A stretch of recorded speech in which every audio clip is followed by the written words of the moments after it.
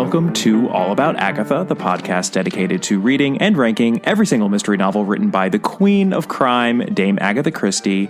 I'm Kemper Donovan. I'm Catherine Brobeck. And this week we are revisiting, once again, Mr. Parker Pyne, heart specialist. Catherine, what are we covering? We are covering The Problem at Pollensa Bay, Kemper. Oh boy. I have to say, and I should say this at the outset because it is going to frame this discussion, this is the last Parker Pyne we will be covering for a while on this podcast. Control your tears, Catherine. I know they're flowing right now. As I've said before, the Arabian Nights of Parker Pyne have been kind of enjoyable. And this is the final Arabian Night of Mr. Parker Pyne, because the final story will take place on domestic shores. And we are going to wait to cover that one until we are much further along in our podcast, because we would feel bereft, I think, if we didn't have a Parker Pyne to look forward to. But yeah, let's talk a little bit about the publication history on this one. Catherine Brobeck, what can you tell us? So it was first published in our old friend, The Strand. Love The Strand. Know, right?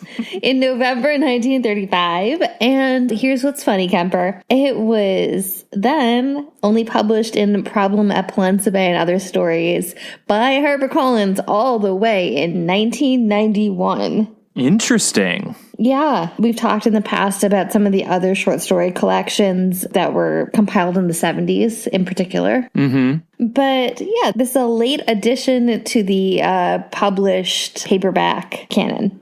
Yeah, Problem at Pollensa Bay and Other Stories is one of those catch-all grab bag sort of collections that the Christie estate put out in latter days just to publish all of the major Christie stories, and Problem at Pollensa Bay was one of those outliers. Interestingly, my copy of Parker Pyne Investigates, which was published by William Morrow, imprint of HarperCollins, in 2012, includes Problem at Pollensa Bay. But that is not traditionally what the Parker Pyne Investigates collection includes. Traditionally, that collection ends with the Oracle at Delphi, which we last covered, and it has 12 stories. But my collection has 14. So it has Problem at Pollensa Bay, and then the final Parker Pyne short story we won't be covering for a while, The Regatta Mystery, which is also a Poirot short story. So, can I get into that? Well, it makes more sense, of course, to include this in Parker Pyne Investigates. Yes, it's an oddity that these two stories were outliers, although I believe that the Parker Pyne Investigates collection was first published in 1934. So this one, was published afterward, as I would wager the Regatta Mystery was as well. I don't have that information in front of me, but yes, it is odd that in future editions, they didn't do that until apparently the 21st century. I think traditionally they weren't included, but I'm glad that they have put all 14. It reminds me a little bit of how, in The Mysterious Mr. Quinn, we have all of those Mr. Quinn short stories, but then those two outliers that aren't in the collection. So little bonuses, little surprises along the way.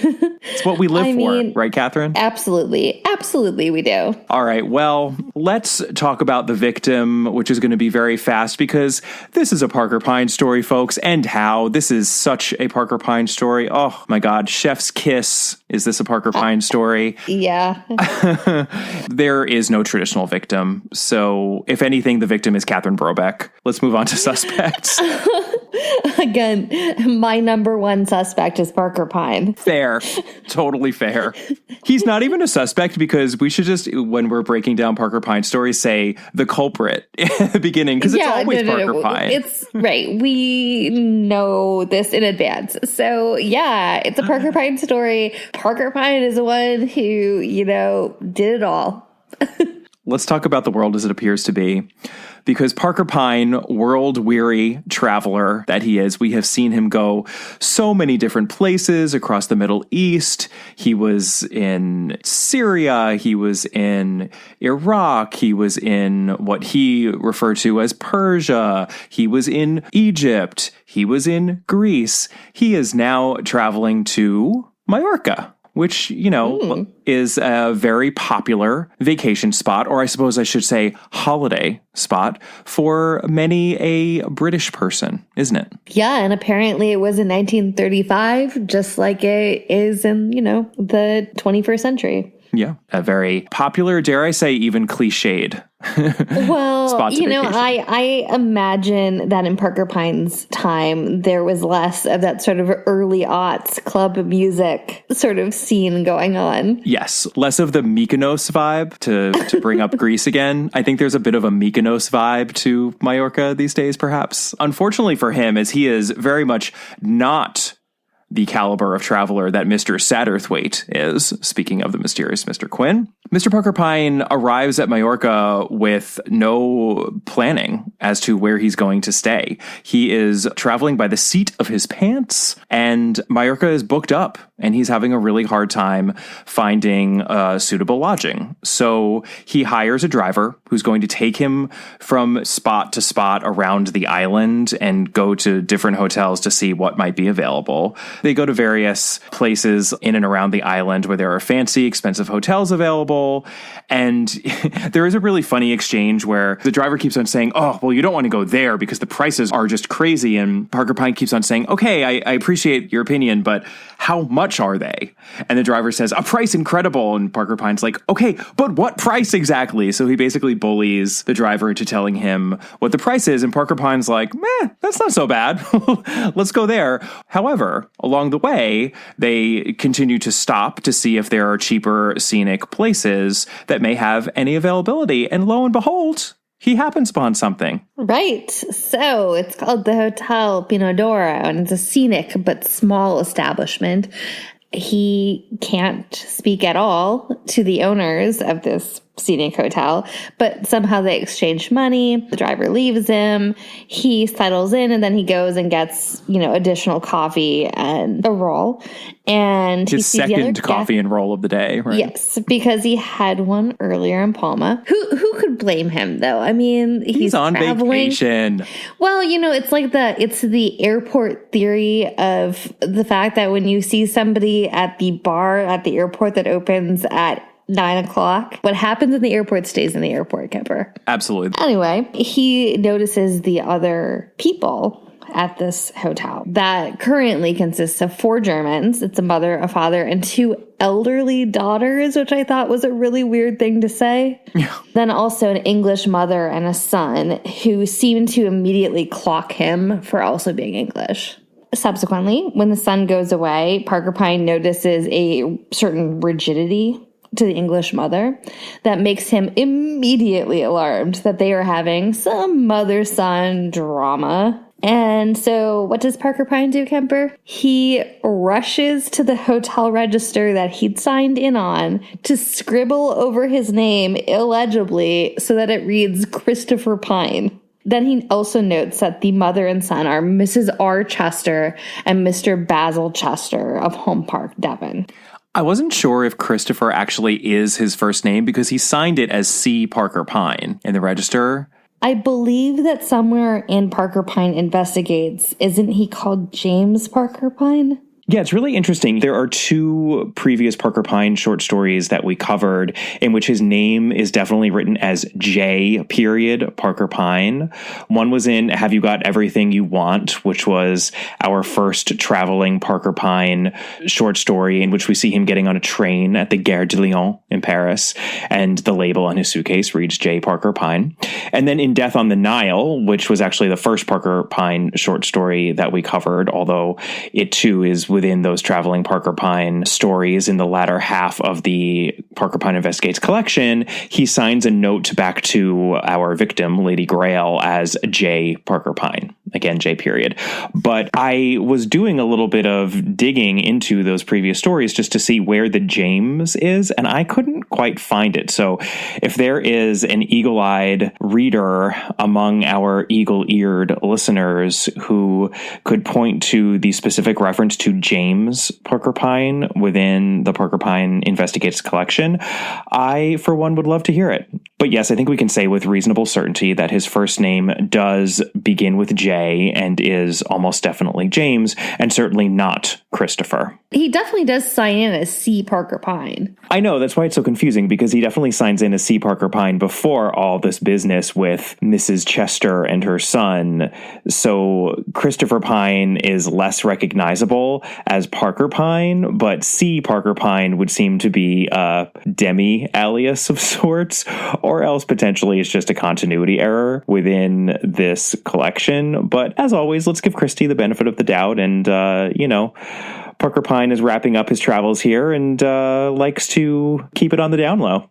I actually thought the scene where Parker Pyne notices the posture of this woman and the fact that she is in deep emotional pain to be sort of funny, because he's drinking his coffee, he's finishing it up, and he's just glancing in this woman's direction. And this is what Christie writes. Instantly, he stiffened.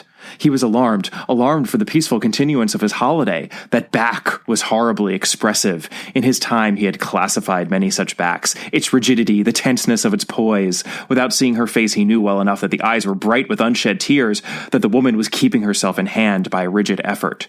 Moving warily like a much-hunted animal, Mr. Parker Pyne retreated into the hotel, and then that's where he changes his name to Christopher Pyne. He's just like, oh, no, you are not ruining my vacation, lady, with whatever your problem is, because I am not interested in making you happy. Right, absolutely. He also kind of tacitly acknowledges the drama that was going on in his Arabian Nights adventure. Yeah. Where he is essentially like, I've seen some stuff, people. I'm just going to chill here for a while. I can't see anything else. Yeah, he's like, I've been through a lot on these travels, and I almost feel like this is Christie hanging a lantern, if you will, on how weird it is. Yeah, how hard to believe it is that he would have this many cases as he's traveling. I bracketed this too because I thought it was really funny. Already it had been a source of abiding wonder to that gentleman that so many people he had come across abroad should know his name and have noted his advertisements. In England, many thousands of people read the Times every day and could have answered quite truthfully that they had never heard such a name in their lives. Abroad, he reflected, they read their newspapers more thoroughly. No item, not even the advertisement columns, escaped them. Sure. Right. Sure, Jan. So Parker Pyne continues to enjoy his stay. Like, he changes his name and he does interact with the mother and son because there aren't that many people at the hotel, and he is a polite person and they are too. They're all well-bred English travelers. Well, and also if we remember from earlier stories, Parker Pyne only speaks English and French. So It's helpful to have one of those languages available for him. I feel like you throw a lot of shade at Parker Pyne's linguistic skills, but he can speak French, Catherine. That's not nothing. I can speak French, and I don't think that's that impressive, Kemper. I'm not saying it's impressive. I'm just saying that I don't think there's any need to denigrate our poor Parker Pyne. You know what? It's true. He could speak 0 other languages. And you know what? That would be okay, too, because he can do his malicious practice that's probably illegal in England for English speakers, and that's fine and good for him. Eventually, though, matters come to a head, and we all know where this is going from the moment that he observed Mrs. Chester nearly crying after her son left the table, because eventually Basil leaves the table early during one of these nice little sojourns out on the terrace of the hotel, and Parker Pyne is stuck with Mrs. Chester, who is clearly fretting about her son because they normally spend all of their time together. And while she is so worried that he doesn't have friends his own age, I guess it's just so weird that he likes to hang around his mother, but oh well, we just have such a special relationship. Yeah. Also, by the way, didn't we just see this in the Oracle at Delphi? Oh, I know. I totally thought that too. It's a very similar relationship between these two. It's very similar to the relationship with the mother and son in Oracle at Delphi. Yeah. But, she says that even though, yes, she would love for him to spread his wings a little bit, she doesn't want him to spend as much time as he is spending around these artist heathen monsters who just sort of lounge and lollygag about the hotel on the beach. And it's actually really funny how their appearance is described. Girls strolled about in trousers with brightly colored handkerchiefs tied round the upper halves of their bodies. I feel like that's mentioned a couple of times. Oh, for sure. That exact description is, yes. Yeah, so just really imagining someone with like a hanky tied over their bosom and like lots of lipstick. So much lipstick. All the lipstick, Kemper. And trousers. I know. It was like one of my favorite throwaway lines in Black Coffee, which we talked about on our Patreon episode, that the sister in that play smears on red lipstick because you never know when you're going to lose most of it. Scandalous. Especially in the back of a taxi. Yeah. But, Parker Pyne is not really so scandalized because he is not easily scandalized. And he very kindly tells Mrs. Chester that she should ignore most of, the shenanigans going on with these artist heathen monsters in their handkerchiefs. And the men are wearing berets and they're all drinking a lot. And the men have long hair, which we know is always a major no-no in Christie. Right. But he says, this is all kind of silly and she should leave well enough alone. And it's all fine at this point still because she doesn't actually know who Parker Pyne is. Again, he has changed his name in the register and she just thinks that this is a fellow traveler with whom she is chatting. Until... One day in the hotel, he runs into one Nina Wycherley. And you know what? Nina Wycherley is a bad person, Kemper, because she very enthusiastically recognizes him and screams it to everybody in the vicinity who would possibly listen. He knows her and she knows of his reputation, and she's so excited to essentially meet like her famous friend in this random hotel that she just raves about him to Mrs. Chester. She tells him all about his advert, all about the fact that he's famous for Are You Happy? Well, what's really funny is that she gets it wrong because what she says specifically is, haven't you read his advertisements? Are you in trouble? Consult Parker Pyne. I think it's really funny that Christie has her misquote. It's not in there, but I can see Parker Pyne wincing, like, that's not right. Well, he winces a lot in this story, so it would not actually be surprising. But based on Nina's raves, that evening, Mrs. Chester, unfortunately, pulls Parker Pyne into a room post-dinner to wail about how her son's life is about to be ruined because, remember those artist heathen monsters? He's involved with one. She is one of those girls who wears a kerchief as a top and pants and the red lipstick, and she swears, and when they ordered tea, she ordered booze instead. Oh, can't Parker Pyne possibly help her save her son? Save my boy. Yeah. I know. Personally, I think ordering a cocktail instead of tea, I'm with her.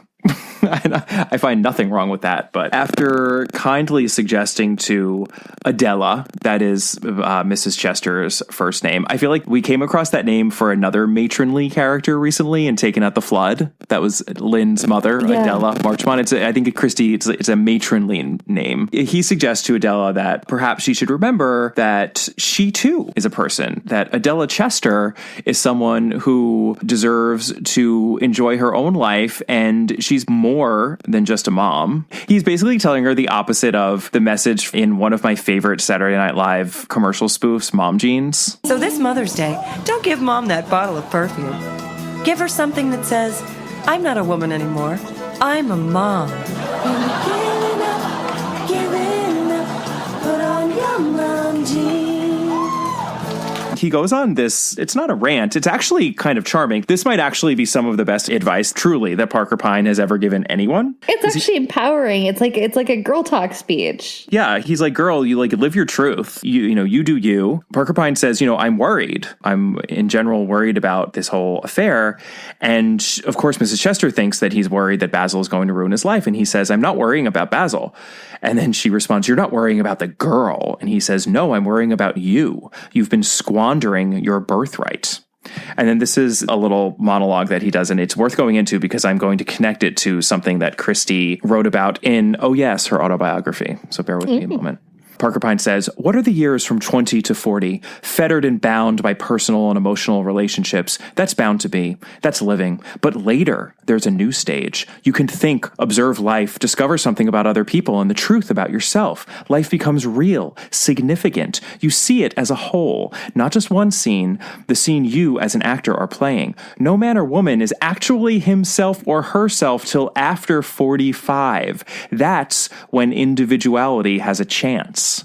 That is some life-affirming juju there that Mr. Parker Pyne is gifting to Mrs. Chester. I know, it feels very modern, right? It feels like, you could see that on any sort of episode of Oprah or something else, right? No, absolutely. And as so often happens, it of course reminded me of something Christie had written about in her autobiography. And this is in one of the very last sections when she's getting nostalgic and just looking back over the years. And it's a little bit more of a global look. She's looking from a far distance as opposed to the microscopic detail that she often goes into in the autobiography, especially when it's about her childhood. This is what she writes. I have enjoyed greatly the second blooming that comes when you finish the life of the emotions and of personal relations and suddenly find at the age of 50, say, that a whole new life has opened before you, filled with things you can think about, study, or read about. You find that you like going to picture exhibitions, concerts, and the opera with the same enthusiasm as when you went at 20 or 25. For a period, your personal life has absorbed all your energies, but now you are free again to look around you. You can enjoy leisure. You can enjoy things. You are still young enough to enjoy going to foreign places, though you can't perhaps put up with living quite as rough as you used to. And she goes on, but you get the idea. So she's very much putting, I think, in Parker Pyne's mouth here, something that she felt herself as someone who was getting older. And, this was written in 1935. It's interesting that Parker Pyne is saying life doesn't begin until 45, because this being written in 1935 means that it was written when Agatha Christie was, 45. Convenient. Yeah. I found it really charming. And then he just goes on to say, because Mrs. Chester says, I've been wrapped up in Basil. He's been everything to me. And Parker Pyne responds, well, he shouldn't have been. That's what you're paying for now. Love him as much as you like, but you're Adela Chester, remember? A person, not just Basil's mother. Go Parker Pyne. I know. Very empowering. Anyway, after that, he also, happens to agree to talk to Basil. And as it turns out, Basil is delighted to talk to him because he's being made miserable by his mother. He loves this girl that his mom thinks is a tart, and he thinks that it would be good if Parker Pyne just met her first. So Parker Pyne agrees. Her name's Betty. She lives with her sister and her sister's husband, who is like a kind of weird Danish artist dude, in a pretty decrepit villa up from the beach. They're obviously art people, but Parker Pyne accepts a cocktail from Betty. And Betty is much less made up than normal, and she's kind of spunky, and she's sweet, and she seems pretty smart. And she likes all the same things as Basil, and Parker Pyne judges her, and she allows him to judge her. She's amused by it almost. And I think kind of touched when Parker Pyne is like, I actually think you and Basil make a good couple. And so she challenges Parker Pyne to help her and Basil, not just help Mrs. Chester or help all of them, so that this relationship isn't ruined. And Parker Pyne says, okay, you know what? I'll handle it. Also need to go away for a week, but I'm intrigued. Which is the point at which we as readers should say, uh-oh, someone's going to wake up and find themselves being held captive on a weird farm somewhere. I know. That was my first thought. I was like, oh no, who is he going to drug and kidnap? Be very wary when you ask Parker Pyne to solve your problems for you. And he's like, oh, sure, I'll take care of that. I just got to run for a little bit, but I'll be back. I know. It's like you're going to end up mugged in a fancy house outside of London, get tied up in a basement that floods with water and have to have like a stranger save you. Like in my wildest fantasies, it's like cut to Mars, you just like wake up and you're like, what? Uh-oh, what happened? Parker Pyne, what have you done? Before we get to what he did, I also was really charmed by his little test for whether or not they were suitable, which consists about the window being open is my favorite thing. This is so vintage Parker Pyne because it consists of 3 questions. It's very simple, very direct test, and these are the 3 questions. Do you sleep with your window open or shut? Do you enjoy the same kind of food? Do you like going to bed early or late? That's it. Reasonable enough, Kemper. No, it really is. And she even says, so she answers the questions. And even though we're not told, apparently they do line up with Basil's habits. She says, I sleep with the window open, that they do enjoy the same food, and that she actually does like getting up early, and she gets super tired after 10:30, even though she's loath to admit it to her bohemian friends and family, which is kind of funny. Right. And then she says, well, rather a superficial test, because he says, you ought to suit each other very well. And his response is, not at all. I have known 7 marriages at least entirely wrecked because the husband liked sitting up till midnight and the wife fell asleep at 9:30 and vice versa. And that was probably the main criterion for the roommate test for my freshman dorm when people went to bed. I think that was the main way that they matched people up. It's a pretty fair test. I actually know this because in a fit of ill-advised optimism for myself, I put down that I usually went to bed by 11. And let's just say I usually didn't go to bed my freshman year of college at all. Or if I did, it was usually more in the 3 to 4 range. Yeah, to this day, I don't sleep well. So if I happen to be randomly awake at 2 o'clock in the morning, that's just, a fact of life. I'm much more in line with what I wanted to be now, many, many, many years later. And it was a source of contention with my poor roommate who went to bed like clockwork, almost I think at 9 or 10. So we were just off by hours, and very sweet guy though. We got along well, but oof. A freshman went to bed at 9 o'clock? Yeah, he was an engineer. Oh, so that explains it. Parker Pyne is not wrong. I think if you line up, and then obviously they're attracted to each other because they were already in a relationship, et cetera, et cetera. So, there's a lot that's already lining up. So I'm with him on that test. Well, you know what? I actually also believe the window test is not really about the window because this is 1935. Mm-hmm. It's the temperature of the room. I think it's about the temperature of the room, and it's also just about, this is a really random reference, but I'm pretty sure that in the Jeffrey Eugenides novel, The Marriage Plot, which I'm not even a big fan of, by far my least favorite of his novels, he... slightly like that book. I don't like it that much, but he goes on for a while about how there are open window fresh air people and closed window shut-in people. It often connotes a difference, not only in personality, but perhaps even class. And one of the characters is very much like a window shut person and grew up as a window shut person. And another character is sort of the archetype of the fresh air and opening up a window. And it shows how they are not compatible. I am an open windows person, but I'm also a person with horrific allergies. So I guess you could say I'm masochistic.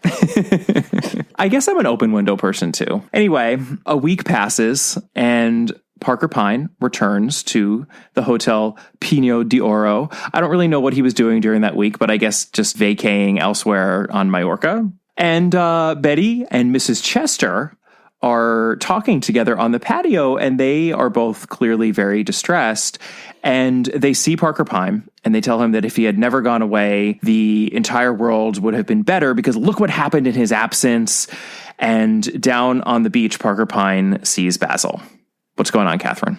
Oh, dear. I mean, it's not good. Basil is with an aggressively beautiful, aggressively tarted up local. She's wearing like some heavy duty pancake makeup. You thought Betty was bad? Well, you should see this girl. She is like out there in the water, frolicking on the beach with apparently stage makeup, like grease paint on. Can I just read the description? Because it is... Please do, because it is, it's a lot. It is nothing short of Arlena Marshall in Evil Under the Sun. And it's right. Like the same, it's very similar, but I don't mean that as a criticism. They're both fantastic moments within the Christie canon. This is what she writes. She was dark and her figure was marvelous. No one could fail to notice the fact, since she wore nothing but a single garment of pale blue crepe. She was heavily made up with ochre powder and an orange scarlet mouth, but the unguents only displayed her remarkable beauty in a more pronounced fashion. Very painted. So this aggressively made up local is named Dolores Ramona, and Basil is very clearly head over heels with her. And he's following her around on the beach like a puppy. He ignores Betty. It's terrible. And even worse, at this point, Mrs. Chester, while Parker Pyne has been gone, has decided that Betty is an absolutely lovely girl. especially, in comparison to Dolores Ramona. So Mrs. Chester has been begging Basil to please stop this. And then when Parker Pyne shows up, she of course begs Parker Pyne, please intercede. And in the meantime, Betty is handling this all very well. She's being very mature about it. She's still incredibly upset, of course. But eventually, after one too many times that Basil goes off to a party with Dolores and her friends, poor Betty gives Mrs. Chester back the signet ring that Basil gave her as, I guess, a placeholder until they could go back to England and get a proper engagement ring. Because, you know what? She's calling off the engagement, Kemper. Quel horror. It's all just fallen apart, and Parker Pyne must just be so surprised by this turn of events. And he seems like, every single thing is like a raised eyebrow and a look of shock. Yeah, so he agrees to go talk to Basil and Dolores, and sure enough, he comes back, and he seems to have worked his magic. He announces that Dolores is going to be leaving the island the next day. Mrs. Chester doesn't even have to pay him a penny, and it's all wonderful, but this just doesn't really seem to make sense. So I think before we get into the world as it actually is, we have to wonder, is there more than meets the eye here to this situation with Mr. Parker Pyne? What do you think, Catherine? Oh, I think that all of our dear listeners and anyone who's read a Parker Pyne story that was set in England knows that Parker Pyne has some associates. The story is kind of marrying the traveling Parker Pyne with the Miss Lonely Hearts Parker Pyne, isn't it? Yes, it is. And it's not much of a mystery when it comes down to it, because the second we see this glamazon on the beach, we should know who she is. And let's just say this, Kemper, her name is not Dolores Ramona. What? What is it? Oh, I think it might be Madeline de Serra. Madeline de Serra, alias Dolores Ramona, alias Maggie Sayers. A nice girl from a, middle-class family who dresses properly. That one? Yep. I think it might be our old friend, Madeline de Serra. We can guess that the second she shows up. Yeah, of course. I mean, I think an astute or perhaps even conscious reader might realize that Dolores Ramona Do you Madeline have a pulse and are reading the story? Yes. Yeah. But I was actually heartened by Parker Pyne's machinations here, because what he's doing is similar to what we've seen him do in other cases to such horrendous effect, and quite honestly, offensive effect from a 21st century viewpoint when it comes to relations between the sexes. But it's a little different here, what he does. A little not as bad. What does he do, Catherine? So he called Madeline de Serra after the conversation with Betty, and he brings her to Majorca, and he disappears for a minute. And then, you know what? He actually tells both Basil and Betty about this plan. Right. And that's why it's not as bad.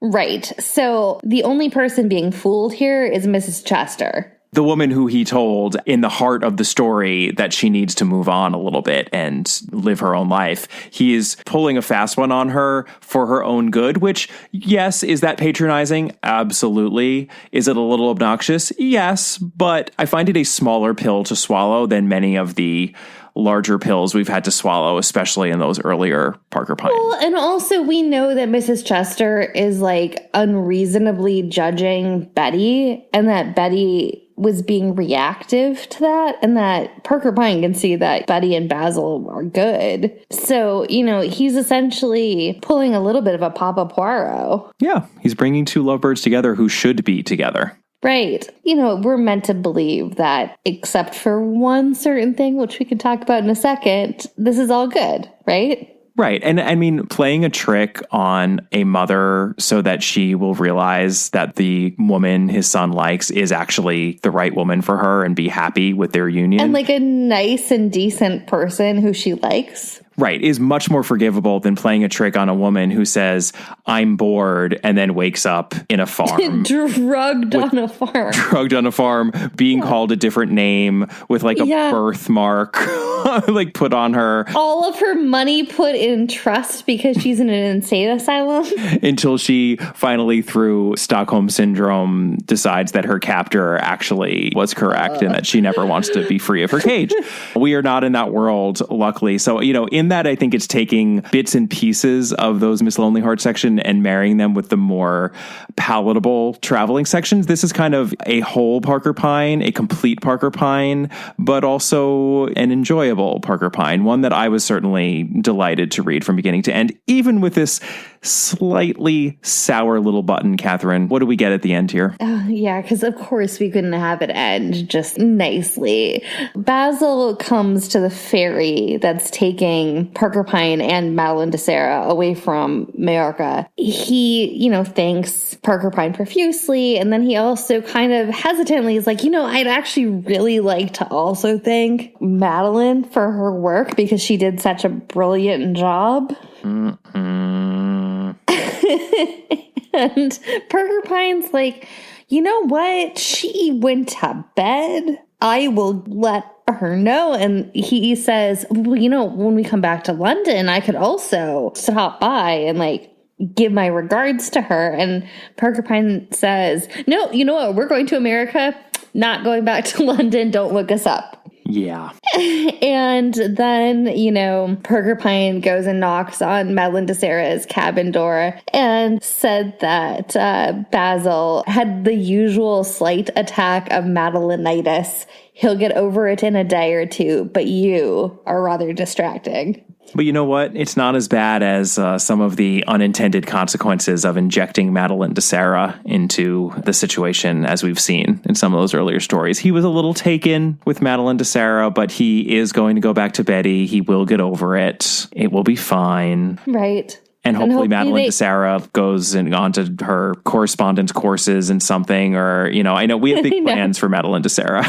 I mean, Madeline DeSera should have a remarkable career, and, that's all there is to it. I want her to be, I don't even know what I want. Whatever I want her to do, I want her to be the best at it and to be fabulously successful and wealthy in her own right. And yeah. I just want, I like to imagine that maybe she goes on to have a career through Parker Pyne's connections with the Foreign Service, doing something brilliant and daring, and then maybe she invents something. Yeah, she's a little Hedy Lamarr. I get sort of Joan from Mad Men vibes from her as well, Yeah, both of those excellent, great. All the best wishes for Madeline DeSera. Start her own business, just become, a successful entrepreneur, put those brains to good use.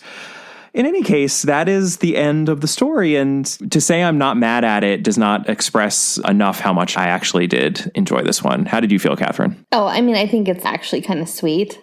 Yeah. But true to the spirit of Parker Pyne, and that's not easy to pull off, to be sweet and yet true to Parker Pyne. I know, because we know that Parker Pyne can be toxic. So. Yes, he can.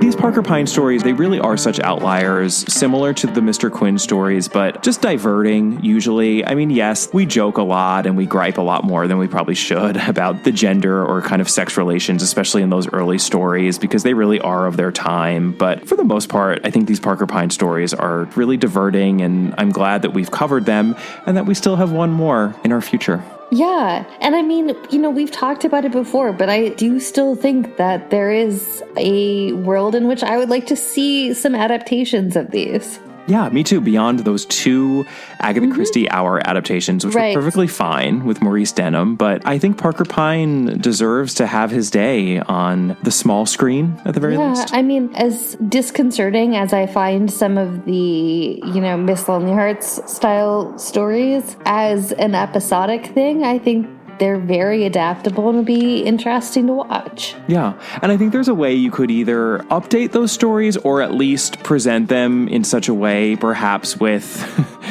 irony and a sort of knowingness that you can get across everything Christie's trying to with those stories, but, make it palatable for a 21st century audience. I think you could do interesting things with those stories, producing them today. Yeah, I agree. And on that note, I guess we're going to say goodbye to him for a little while. We shall. We'll say goodbye to Parker Pyne until we cover that final story. But, we have so much more to cover, including in our next episode, which is a very exciting special episode. It is Thanksgiving next week, which for those of us in the U.S. is a time to gather around with family and friends, in addition to stuffing our faces with a maximum of calories. And we figured what more appropriate episode to post for Thanksgiving week than a conversation with one of the dearest friends of this podcast, mystery and thriller novelist, including, of course, Poirot continuation novels, Sophie Hannah. Which we are so excited about. So excited. We talk about her all the time. We had our first interview with her at least a year ago, if not more. And we spoke not only about the Poirot continuation novels that she writes, but just her many, many thoughts on Christie's novels and where they rank. So we are going to be having another one of our rollicking conversations. Let's be honest. Sophie, like many of our other dear listeners, might have had a few comments on our rankings. Oh, yeah. No, I think that this is going to be a spirited debate about our rankings and her arguments for doing some reordering. And I can't wait to hear it because for obvious reasons, we always want to hear her opinion. But she's also just such a lover of Christie. Like, I just feel like she's a fellow fan in the same way. She's obsessed as much as we are. And it's just such a joy to talk about Christie titles. It's an absolute delight. And also, I think we're going to make some time to talk about her new thriller, which will be out at the beginning of 2020. And I think it's going to be fun to talk about just the mystery genre in general, which we know that all of our readers love talking about too. And we should just note that our next novel after that will be They Came to Baghdad, a mid-career thriller title, if I'm not mistaken. So will be interesting to cover that one. Well, that is all for this time. In the meantime, you can always contact us, first of all, on our Patreon site. That is over at www.patreon.com/allaboutagatha. You can always email us at allaboutthedame@gmail.com or find us on Twitter at allaboutthedame. Catherine is at Brobcat. Our Facebook page is All About Agatha, and our Instagram handle is at All About Agatha. And we've been getting a bunch of ratings and reviews, and we always want more because the more that we get, the easier it is for people to find us, the better our standings within the various platforms that you use to listen to this podcast. And we'd love for more people to find us. So please, if you haven't yet, just take a moment and rate and review us, and we'll see you next time. Bye. Bye.